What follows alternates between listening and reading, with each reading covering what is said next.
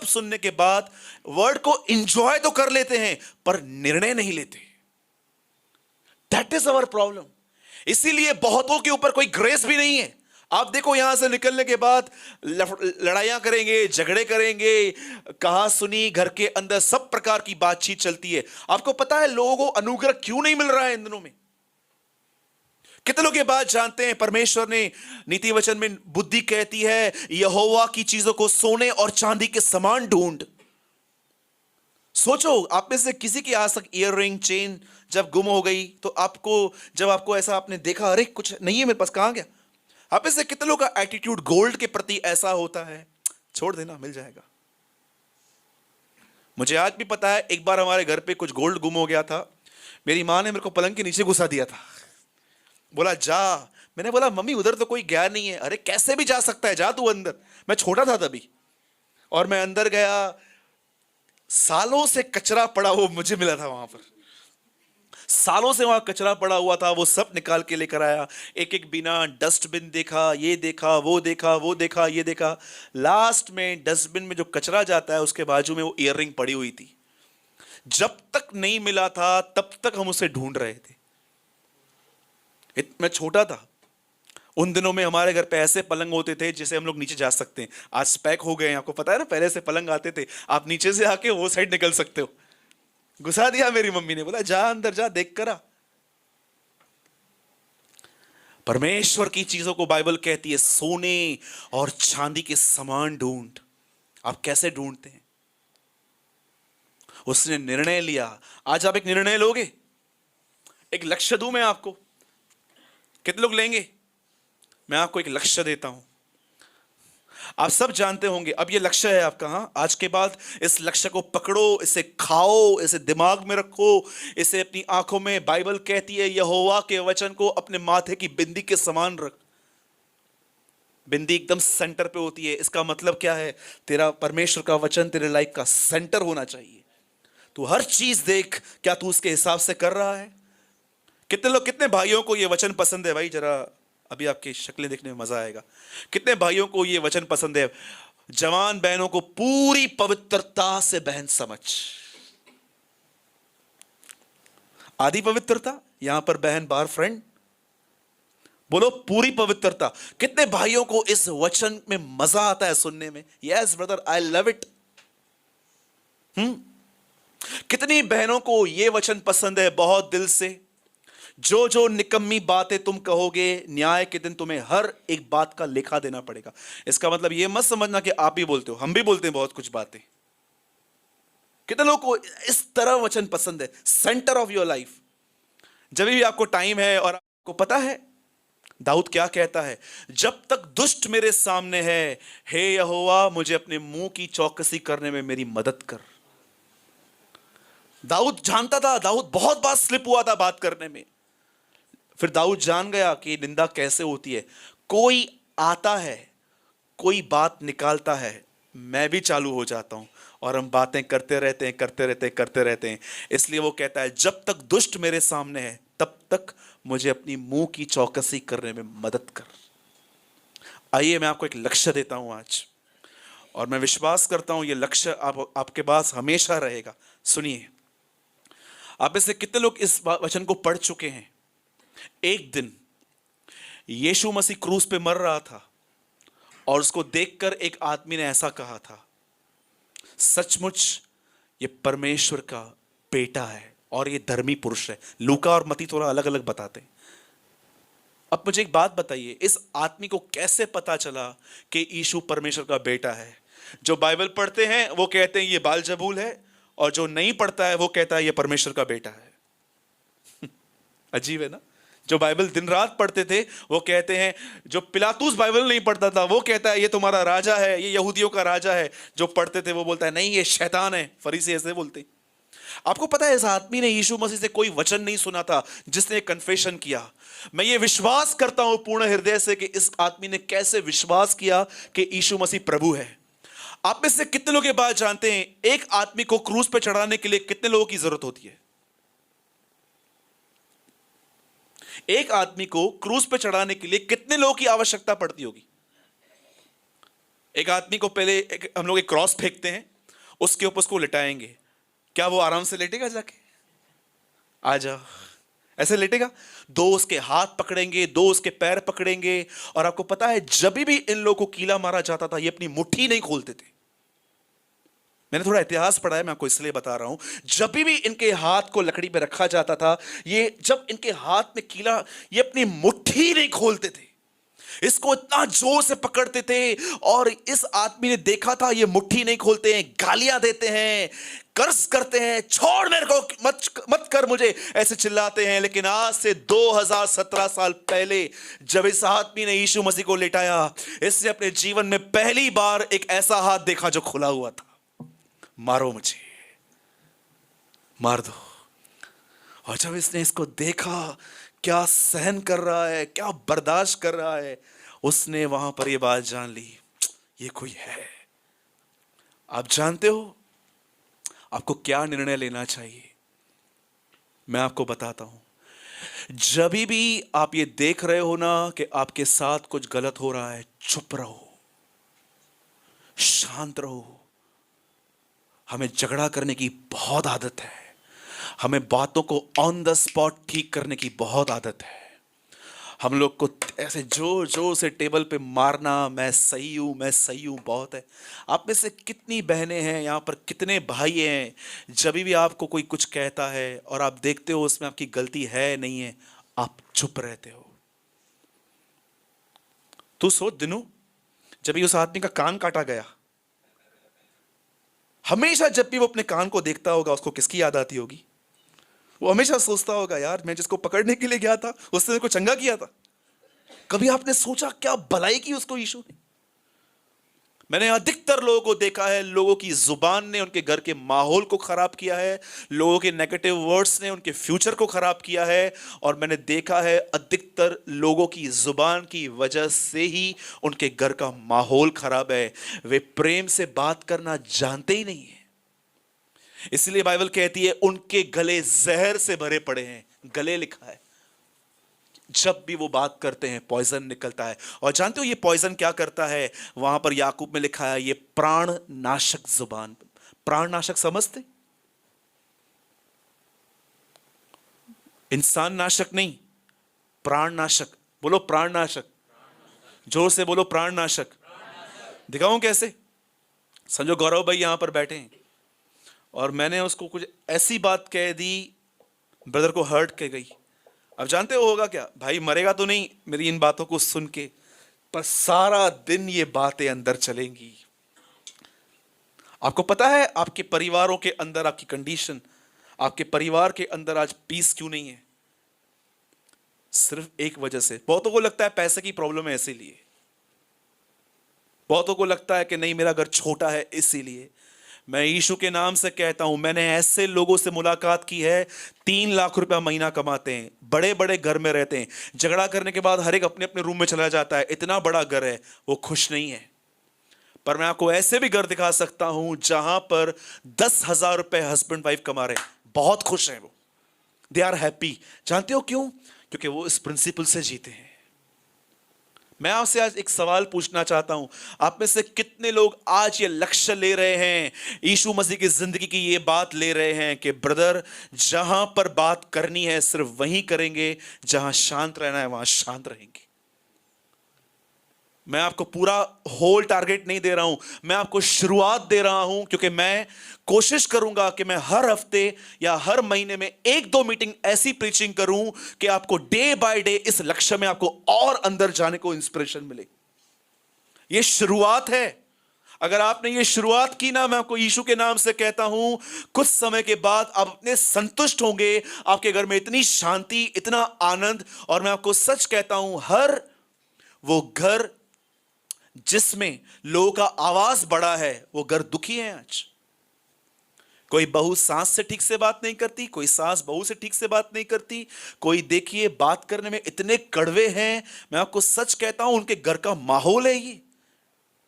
1 पतरस 3 में ऐसा लिखा गया है, जो कोई अच्छे दिन देखना चाहता है वो अपनी जुबान को बुराई से रोके रहे। क्यों? ऐसा क्यों? जानते हो 9 महीने एक आदमी गूंगा था, सिर्फ इस जुबान का उसने मिसयूज किया था, जकरिया। हम कैसे बात करते हैं मुझे बताइए।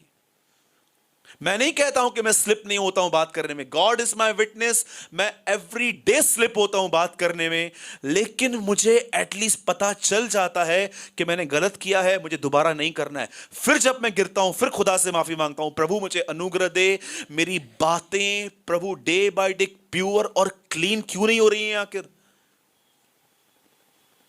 मेरे भाइयों और बहनों, एक चीज, सिर्फ एक चीज अब अपने आप से पूछो। सब यहीं पर हैं, मैं जानता हूं अगर मैं गाड़ी और बंगले का प्रचार करूंगा तो शायद आप में से जो सोए हैं वो भी उठ जाएंगे, क्योंकि ये बातें आपको पता है सबको पसंद नहीं आती हैं। पतरस को पसंद नहीं थी, यीशु प्रचार कर रहा था माफ करो, और बीच में खड़ा होकर बोलता है कृपया हमारा विश्वास बढ़ाइए, बताइए हमको नए घर के लिए लोन कैसे मिलेगा, कृपया हमारा विश्वास बढ़ाइए, बताइए हमें आईफोन 10 कैसे मिलेगा, कृपया हमारा विश्वास बढ़ाइए, बताइए हमको नौकरी पे 20,000 पगार कैसे मिलेगी।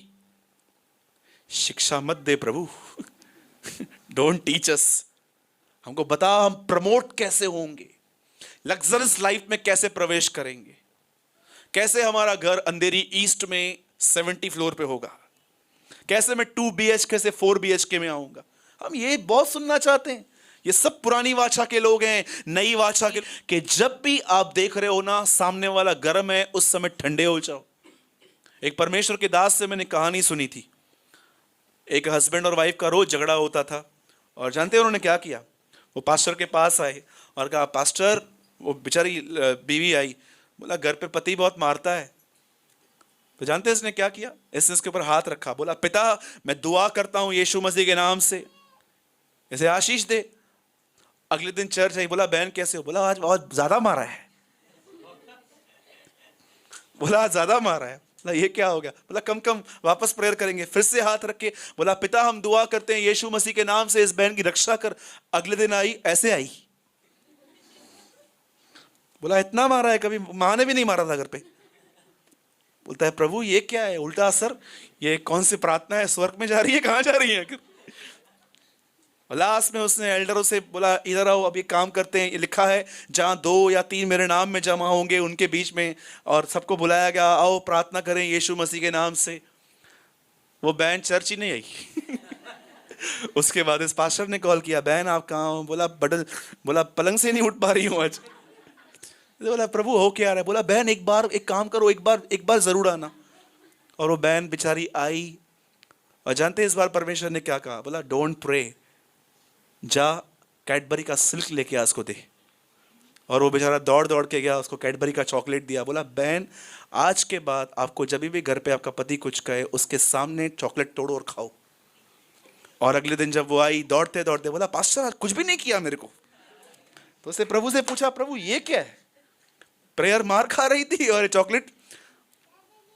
प्रभु ने कहा मुझे उसका मुंह बंद करवाना था, दैट्स ऑल। वो भी बोल रही थी, ये भी बोल रहा था, ये भी बोल रही थी, तो झगड़ा कैसे नहीं होगा, फिर तो मार खाएंगे ना हम। और मैं तो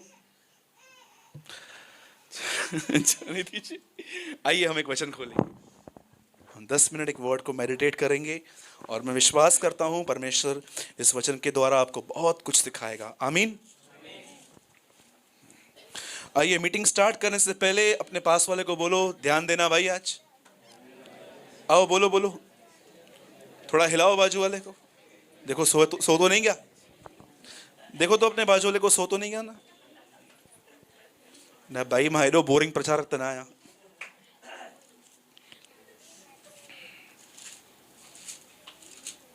आइए हम सब ओपन करेंगे लूका।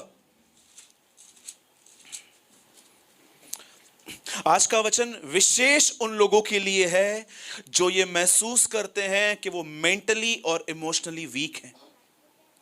विशेष आज का वचन उन लोगों के लिए होगा जो ये महसूस करते हैं, जो मेंटली और इमोशनली बहुत कमजोर हैं, जिन्हें बहुत जल्दी वो अपने अंदर देखते हैं कि वो डाउन हो जाते हैं। पुराने नियम में एक वचन है जिसमें ऐसा लिखा गया है, हे मेरे प्राण तू क्यों बार बार गिर जाता है। आप में से कितने लोगों ने बाइबल के अंदर ये वचन पढ़ा है, स्वर्ग मेरा सिंहासन है, पृथ्वी मेरे पांव रखने की चौकी है, तुम मेरे लिए कौन सा घर बनाओगे। सबने पढ़ा है? जितने लोगों ने पढ़ा जरा हाथ तो उठाइए। या कभी आपने सुना है ये वचन? हाथ उठाइए।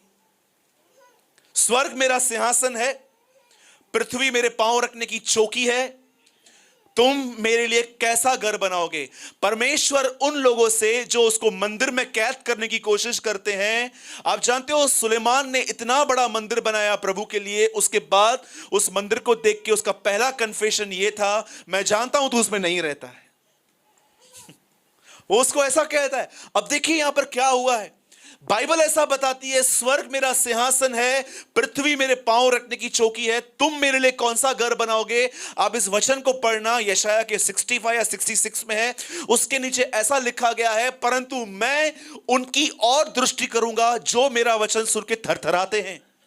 इसका मतलब क्या है? परमेश्वर यह कह रहा था, इतने बड़े तंबू में मैं निवास नहीं करता, लेकिन मैं उन लोगों के अंदर जरूर वास करूंगा जो मेरे वर्ड को फोकस बनाते हैं, जो मेरे वर्ड को अंदर रखते हैं। जो आपको पता है हमारी सबसे बड़ी प्रॉब्लम क्या है? हमने सब कुछ रखा है। एफडी कहां पर पड़ी है, कौन सी बैंक में पड़ी है, कितने लोगों ने मेरा पैसा खाया, कितने लोगों ने मुझे गालियां दी, कितने लोगों ने मेरे साथ ये किया। हमने सब कुछ अपने अंदर रखा है, पर हमने एक चीज अपने अंदर नहीं रखी है, परमेश्वर का वचन। इसीलिए हम स्पिरिचुअली और मेंटली आज वीक हैं।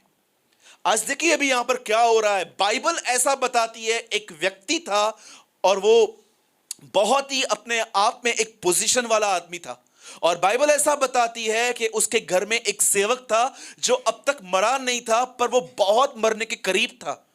और जब इस आदमी को पता चलता है कि यीशु मसीह आया है, तब ये अपने एक आदमी को कहता है कि उसको बुलाओ, और वो आदमी उसके पास जाके कहते हैं कि तुझे वहां पर जाना चाहिए, क्योंकि वो हमारे लिए बहुत कुछ करता है। और जब यीशु उसके पास जा ही रहा था, आप जानते हो वहां पर क्या हुआ? अब देखिए यीशु ने क्यों ऐसा कहा, यीशु क्यों इसके फेथ पे इंप्रेस हुआ था। आप ऐसे कितने लोग हैं जो परमेश्वर को इंप्रेस करना चाहते कि परमेश्वर आपको देख के कहे हां ग्रेट। आपको पता है पूरे गॉस्पल्स में सेकंड टाइम ऐसा वर्ड आया था कि यीशु ने आश्चर्य किया। आप जानते हो पहली बार कब आश्चर्य किया उसने?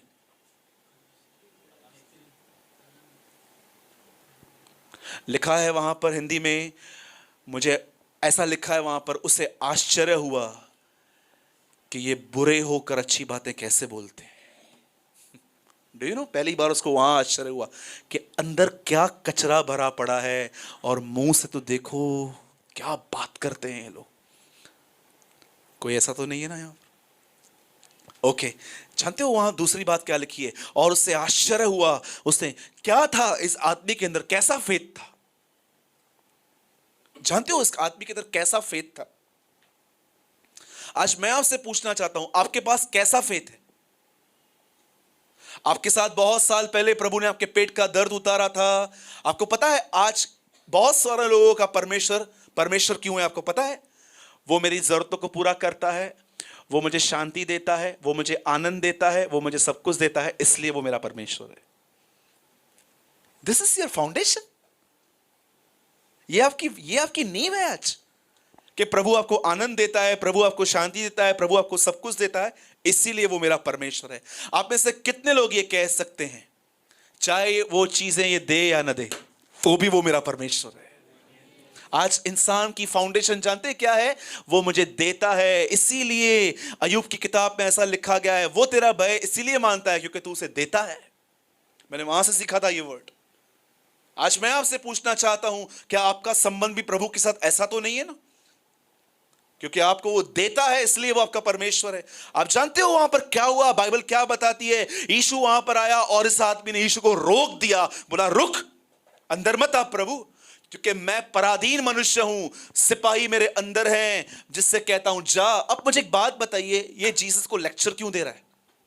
ऐसा उसने क्या एक्सप्लेन किया यीशु मसीह को कि यीशु को अचंबा हुआ? और नेक्स्ट वर्ड यीशु कहता है, यार ऐसा फेथ तो किसमें भी नहीं है। पतरस, याकूब, यूहन्ना, मैंने तुम लोगों में भी ऐसा फेथ नहीं देखा है जो उसके अंदर देखा है। लिसन वेरी केयरफुली, वो क्या बोल रहा था, और यही चीज अगर आप अपने आप में रखोगे, आप खुदा को इंप्रेस कर सकते हो। सुनिए, जब यीशु उसके सामने आया, वो यीशु को कहता है मैं पराधीन हूं। इसका मतलब इंग्लिश में लिखा है अ मैन विथ अथॉरिटी। मेरे अंडर में बहुत सारे सोल्जर हैं, मैं उनका सीनियर हूं। एक से कहता हूं जा, वो जाते हैं, एक से कहता हूं आ, और वो कहता है मेरे ऊपर भी कोई है।